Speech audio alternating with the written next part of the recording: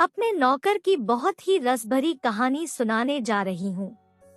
कहानी बहुत रोमांटिक है, इसलिए पूरी सुनिएगा। मेरे परिवार में पापा मम्मी, 2 भाई और 2 बहन और मैं हूँ। पापा और भाई खेती करते हैं।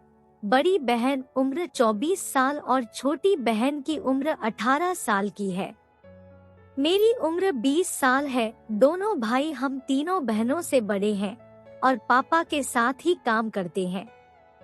मेरे पापा ने 2 नौकर रखे हैं जिसका नाम था रोहन और सोहन। सोहन की उम्र 26 का, दूसरा रोहन की उम्र 24 साल का है। वह हमारे घर में पिछले कई सालों से काम कर रहे हैं। जब मैं और मेरी बहन स्कूल जाती थी, उन दोनों में से कोई एक हमें रोज स्कूल छोड़ने जाता था।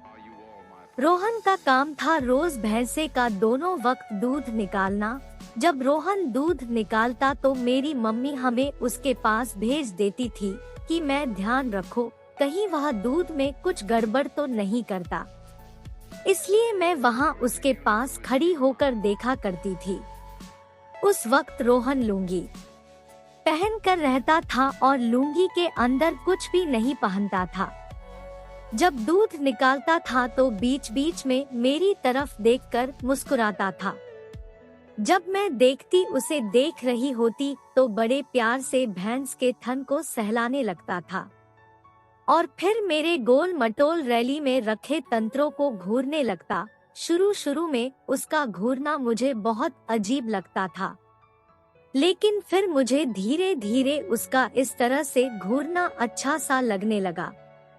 मैं भी उसे देखकर धीरे धीरे से मुस्कुरा देती थी। मेरे जिस्म में अजीब सी सरसराहट होने लगती थी।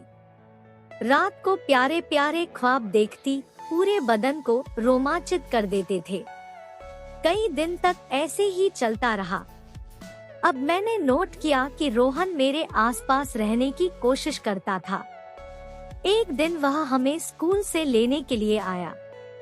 उसने साइकिल पर आगे मुझे बैठाया और पीछे बड़ी बहन को। छोटी बहन उस दिन आई नहीं थी।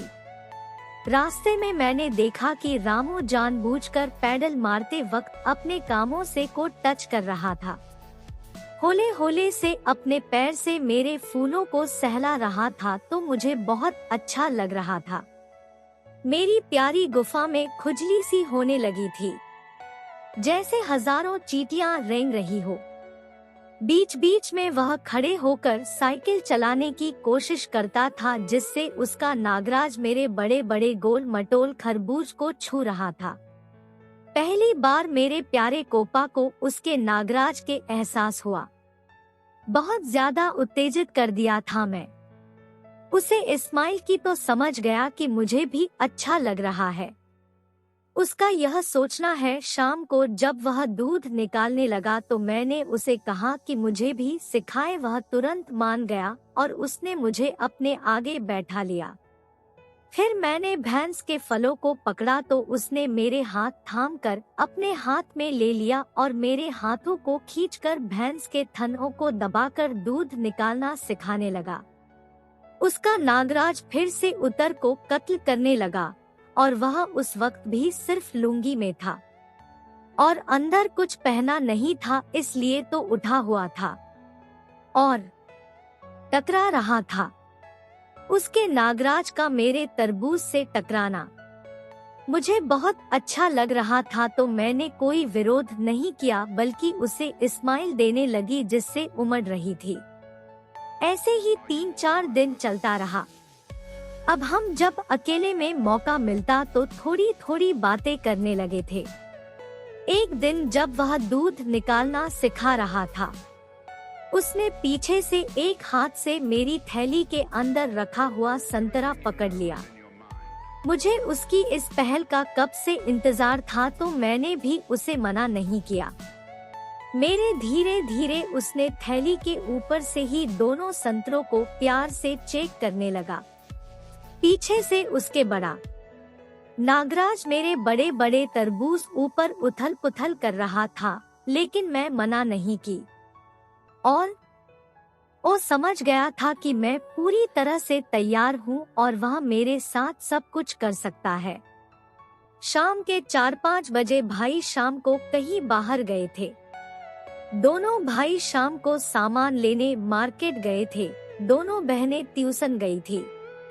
लेकिन मैंने छुट्टी ले रखी थी। जब मम्मी उस दिन अपनी सहेली के घर गई स्वेटर बुनने के लिए तो मुझे पता था 2-3 घंटे से पहले नहीं आएगी। शाम को पापा भी नहीं थे, घर के कुछ कामों के लिए बाहर गए हुए थे। उस दिन मैंने लोवर और टी शर्ट पहन रखे थे। मेरे थैली वाले टायर संतरे बाहर झांक रहे थे। मैं कमरे में अकेली थी। मैंने रोहन को काम के बहाने से बुलाया और कहा कि मुझे किसी कीड़े ने काट लिया है, शायद मेरे कंधे पर। तो वह देखने लगा और समझ गया था मौके का फायदा उठाना है। उसने पहले पीछे जाकर एक हाथ से मेरे कंधे की हल्की सी मालिश की। फिर पूछा, आराम लग रहा है? तो मैंने कहा, हाँ अच्छा लग रहा है। मेरे कंधे पर क्यों मेरे मुंह से सिसकारियां निकलने लगी। फिर वह दोनों हाथ पीछे से लाता है, मेरे थैली वाले डाइट संतों को दबाने लगा। मैं भी पूरी तरह मदहोश हो गई थी। उसने मेरी टीचर निकाल दी और तंत्रों वाली शायरी भी निकाल कर फेंक दी। अब वह आगे की साइड आकर दोनों सत्रों के रस को चूसने लगा और उसने मेरे दुकान का पर्दा हटा दिया। मेरी दुकान के सामन एकदम साफ सुथरी पड़ी थी। वो अपने नागराज को पिटारे से बाहर निकाला। मैं पहली बार उसके नागराज को देखकर मैं डर गई। मैं काफी बड़ा था। उसने मुझे कहा, डरो मत, यह कुछ नहीं है, अपने हाथ में लेकर प्यार से चलाओ। और उसके पिटारे वाले नागराज पर मैंने प्यार से किस किया। वो बोला, मेरा नागराज तुम्हारी गुफा में जाने के लिए बहुत ज्यादा फड़फड़ा रहा है। इतना कहकर उसने अपने पिटारे वाले नागराज को मेरी प्यारी गुफा में छोड़ दिया। उसका नागराज मेरी गुफा में काफी हद तक समा गया और खुशी से उछल कत्ल करने लगा। मेरी जान से निकल गई। मैंने मना करने पर भी वह हटा नहीं। बोला, बेबी बस एक बार दर्द होगा, थोड़ा सा बर्दाश्त कर लो। 2 मिनट बाद उसका नागराज पर्दे उथल पुथल करने लगा। धीरे धीरे मुझे भी अच्छा सा लगना लगा शुरू हो गया। अब मैं भी उनका साथ दे रही थी। मैं खुशी से पागल हो गया था। उसका नागराज गुफा में कभी अंदर जाता, कभी बाहर आता। थोड़ी ही देर में प्यारी गुफा के अंदर पानी की बौछार होने लगी। यह सिलसिला पूरे 2 घंटे तक चला। हमें जब मौका मिलता हम दोनों मिलकर यह खेल खेलते हैं। ये कहानी कैसी लगी कमेंट जरूर करें। इसी तरह की रोमांटिक कहानियां सुनने के लिए हमारे चैनल को सब्सक्राइब करें। धन्यवाद।